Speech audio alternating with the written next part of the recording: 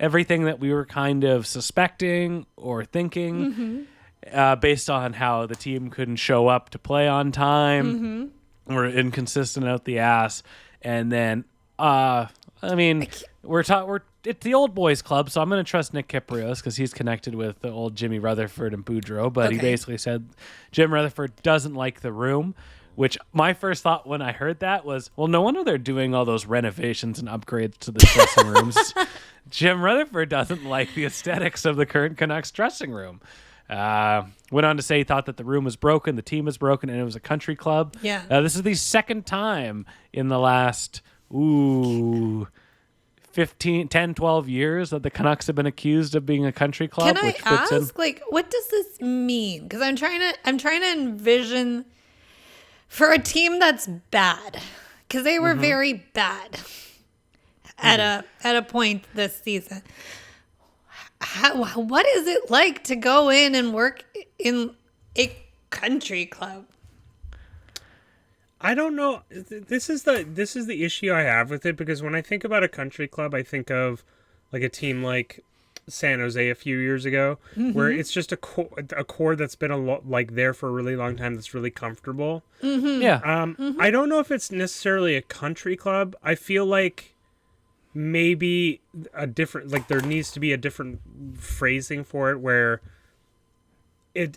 we had like the reports out of that locker room with like Travis Hamonic being, an issue in there, and you looked at, they've missed the playoffs for how many years outside of the bubble, and then you had reports of Horvat and Miller, and like, oh no, they're besties, oh no, they hate each other, oh there's a rift. Right. So I just think that the definition is that it's just the room doesn't work. Yeah. I think it's just the mix of players in there doesn't necessarily work. You have a mix of really, really, really young players and a mix of also veteran players that want to win now. Yeah. And might have an issue about young players not stepping up to what they need to be like, JT Miller or Bo Horvat being like, I'm 30. What we were seeing sort of at the beginning of this last season, like prior to the Travis Green firing and the previous seasons, is I almost feel like it was a team that was apathetic.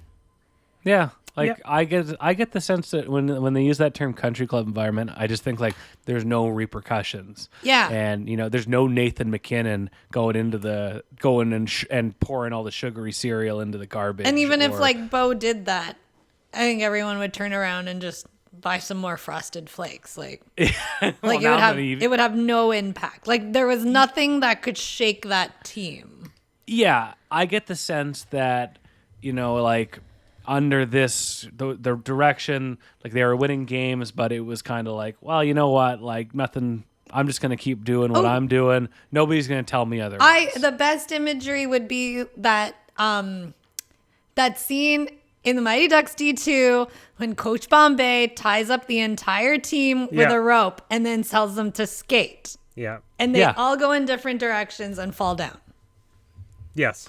Exactly. I imagine there's a lot of those different directions on that Canucks team last year. And it's also, you look back at again, not to look at the previous regime, and Ryan mentioned this today in chatting, where I think we're all just really ready for this particular season to be done with, so we can come to the new era. Like it starts with this off season, so we can be like, okay, the previous regime is done. We can focus on the present. But you look at the mixture of players on this team, and I think with Patrick Alvan and Jim Rutherford coming in, they see just a weird mishmash of like one of the most expensive D-cores in the league, a bunch of really young forwards sprinkled in with like veteran forwards that also might have a really big hunger to win immediately. Like, listen, if we don't think that JT Miller's affected by the fact that Tampa's might win three straight Stanley Cups, it's something you think about. Just like we all think about our exes at some point in time, and we hope either we broke up and it was good, or we broke up and it was bad, and we hope you have like 5 kids and you're miserable. But Arash, I picture JT Miller sitting at his home in East Palestine, Ohio, just chopping wood every time he hears something about like Tampa Bay, just There's just stacks upon stacks Tampa of Bay firewood. circumvents the camp again, and now for whatever reason they've gained $20 million. That's kind of where I'm at with the locker room. So I think they're coming in, and guys, I look at the work that they need to do, and there's no half measures here. Like they can't the move they made today. So the Philip Johansson signing. Again, they've made really shrewd moves to bolster their prospect depth. So this is a 2018 first round pick by the Minnesota Wild. To preface that, he was picked late in the first round because I believe Minnesota didn't have a second round that year. Okay. And he was projected to be a second round pick, and he was a reach to be picked. And then I don't know, for whatever reason. Oh no, I know why. Sorry.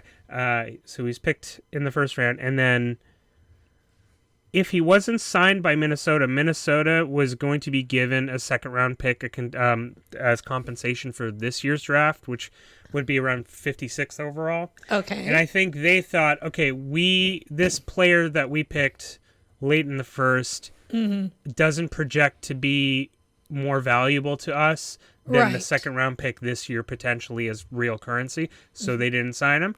Patrick Allman. There's also cap hell on the horizon in Minnesota, 12-15 million in dead money. Yeah, I mean it's an ELC, right? Up. So it adds up every dollar when you have Parisi and Suter on there. But again, they just went out and they essentially just got a free little voucher ticket, and now he becomes, oddly enough, probably not only one of their best probably the best right-handed defensive prospect they have, but their second best defensive prospect behind Jack Rathbone.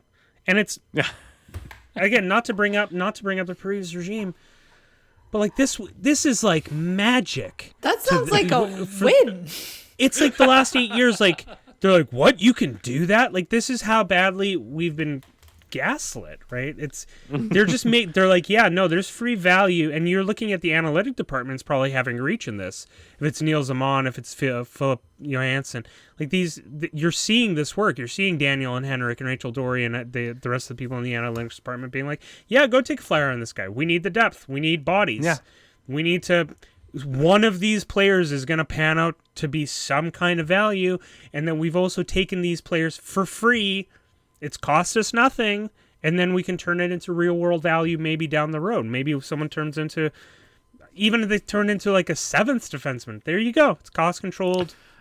And it's the exact opposite of what the previous regime did last year when they announced that the Abbey Canucks were coming here, and they just filled them with anybody that looked good. I feel like they just went through hockey DBs and be like, hey, he had 20 goals. Let's sign him. Like there didn't seem to be any thought, and now seven or 8 of their top 10 scorers and habits for this year are UFAs. Like no real hindsight of direction. Just get them in here, put bodies on the ice. Who cares what they can do? Who cares what the upside is? We need people to play this year. Yeah, and the one point with Philip Johansson though is that he's gonna stay in the SHL next year. So he's going to continue to be in Europe. He's going to be here for the July prospects camp at UBC, but he's going to be over in Europe. And hey, man, just let him cook. Whatever, that's a free asset you have, and they'll figure it out from there.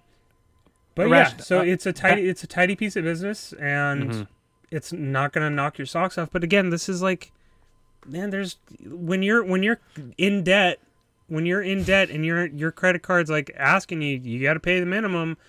If there's $1 on the street and you can just go pick it up, just pick up the $1. Pick up $1 here, $1 here, and then with inflation, baby, you got $1.08.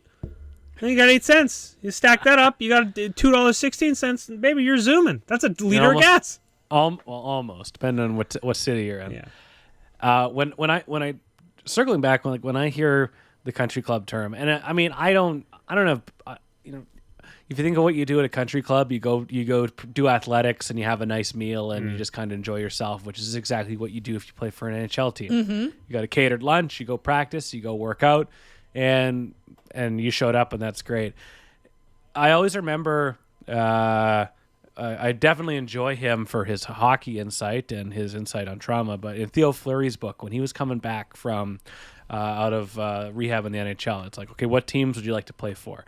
And they're like, oh, you know some guys in Phoenix with the Coyotes, you can do this. And he's like, I thought about it, but it was a very relaxed atmosphere. Like you could show up to the rink in shorts and flip flops, and he's like, that's not going to be good for me. I'm trying to stay in the straight and narrow. Yeah. And it always made me think of just like, yeah, you need to kind of have that Pittsburgh model where Sidney Crosby's in there on the days off working out during the Stanley Cup final, and you're going there to work your ass off and not just kind of like it's a job. And you want that hard ass approach and hard ass professional approach. And in Vancouver, and with them wanting that and bringing the Sedins in a player development role who always worked out like and were in the best shape possible. Like I think it's going to be a night and day. Here comes the bad word, culture, but I think it's going to be a lot different feel around that club next year. Yeah, man, in terms of instilling culture, like this is the thing we're talking about, and I'm gonna bring up Jason Spezza, but like, you want to instill culture, bring in someone like what did Jason Spezza cost you? Yeah, he cost you a minimum and probably league minimum deal. What did Mark Giordano just do for you? He just he was a guy who's a plethora of NHL talent. I know there's tons of BC players. Who is a Jason Spezza equivalent?